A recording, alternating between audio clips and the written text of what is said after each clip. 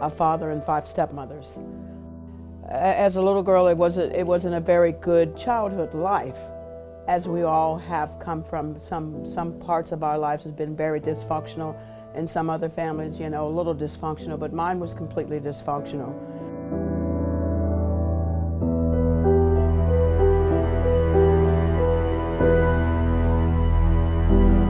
And because of a lot of things in my life, so many terrible things happened to me as my life, I grew to a point in my life where I hated God. I grew to a very strong point in my life at a very early age, at around 12 years old, of hating God, not wanting anything to do with God. And the reason being is because a lot of abuse that I encountered when I went home was just not a very pretty picture. So, you go to church and you hear that Jesus saves and this, that, and the other. Well, when I'd come home, it was just like straight up attack of darkness.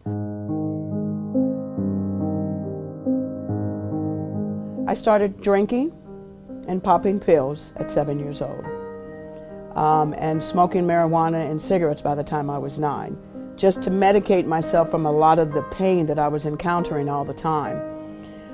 I was a full-blown drug addict and alcoholic, when I say prescription drugs, by the time I was 15 years old. My mother wasn't on the correct track as far as parenting, and she had got in a little bit of trouble with some drugs just due to her upbringing and some of the abuse that she received. So she got in a little bit of trouble with drugs. So, she spent some time, trying to go through rehab, doing some drinking. Because I suffered so much pain and hurt, I remember praying when I was about 19 years old.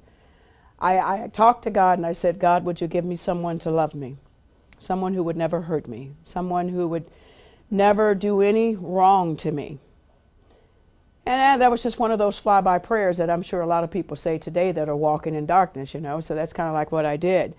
Well, sure enough, by the time I was 20 years old, I was pregnant, of course out of wedlock, and I had a beautiful little girl. I grew up in a dysfunctional family.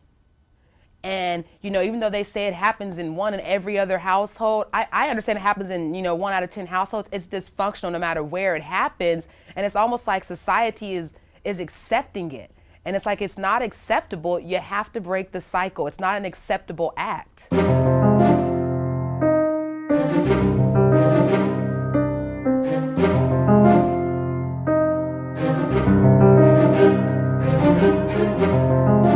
I think my daughter was probably 5 or 6. I was a full-blown crackhead, out of control. Didn't know I abandoned my daughter numerous of times, left her with strangers numerous of times, things like that.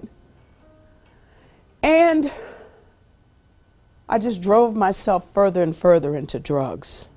To be honest, at that point in time, because I was lost, it was cool. It was one of those things where, man, I can go with my mom and we can go and do this together, because to me, that was our way of bonding. I mean, now it was a horrible way of bonding, and we look back on it and we're just like, wow. Because my father was so ugly and abusive in every way, fashion, and form. And my stepmothers never loved me, so I never was told I was loved, held, or anything like that, So by the time I became a full-blown drug addict, I was looking for love in all the wrong places.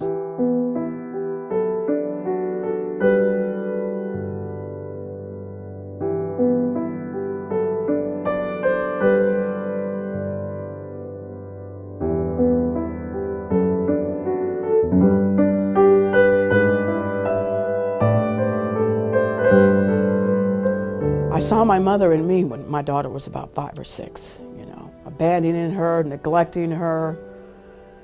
So I let her go with her father's side of the family.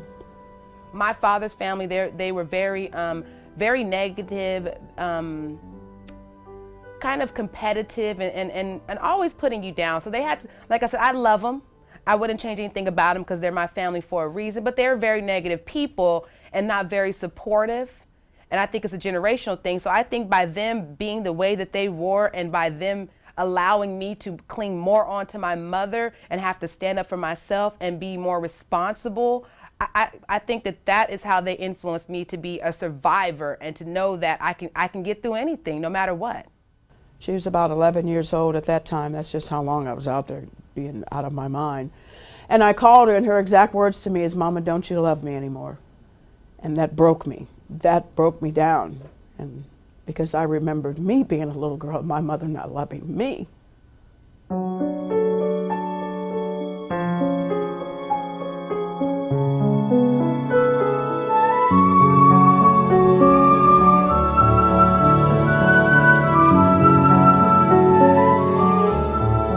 When my daughter had got pregnant, about 7 months before, into her term, I met this gentleman named Mike. This man was used by God.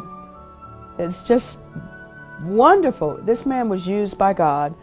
This man took me in and my daughter while she was pregnant and put us up in a hotel living facility, kind of like a little one-bedroom studio type of thing. She was there. He would come pick me up every day and take me to look for work. So once I found out that I was pregnant and I decided I was going to go through with it, I started making the changes that I needed to make. I started focusing, making sure I got done with school, making sure I got a job to start supporting my child. And I also took some parenting classes. And at that time, God intervened. It was perfect because my mother had started getting her life together. So then we were able to do it together. Now, in the course of that time and my daughter having the baby, I became a homeless individual. And the homeless part came because of me being a drug addict. Not spending money on rent or anything like that, but every dime that I had went to some dope dealer all the time. So I was homeless for a period of time.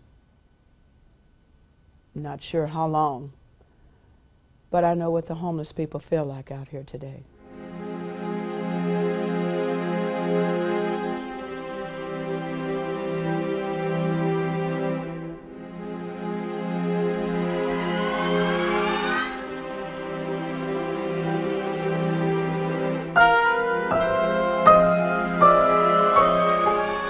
I went through so much. I encountered so much pain, so much suffering. I went through so much.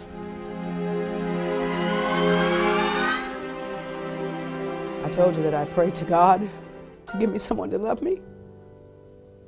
It was my daughter. She loved me no matter what. I would come home from days of being high.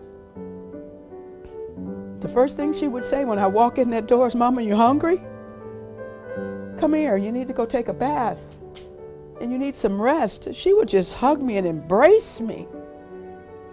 I'm supposed to be the mother, but my daughter's being the mother for me,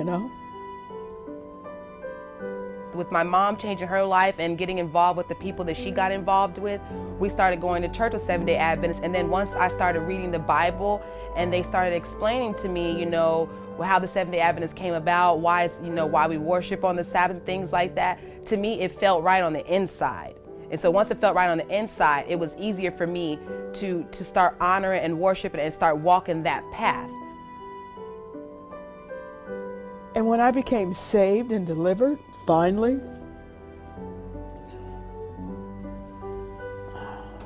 God showed me.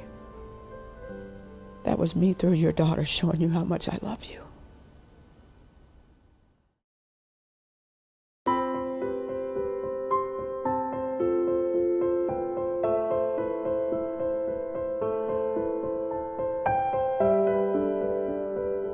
I'm so proud of my mother. It brings tears to my eyes because when I look back at everything from the time that everything happened, from me seeing my mother be abused by my father when I grew up, to my mother getting, my father was a big part of why she began doing drugs, was because he was very abusive. So when I look at all of that, and I look at the beatings my mom went through, my mom going through drugs, alcohol, and then all of a sudden turn her life around, and then for me to be able to have my child turn both of our lives around, because my mom knew at that point, once I had my child, that we needed to both make decisions. When I look at where we're both at today, we're both happy, we're married, we have our own lives, we're on the right path. So I'm this proud of her. I think I'm her biggest fan.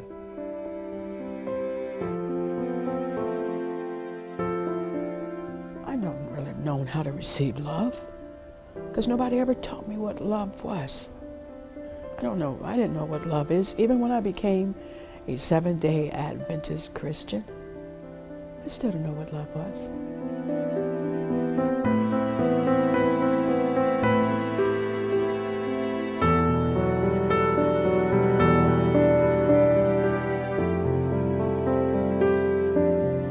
Love is loving everyone unconditionally.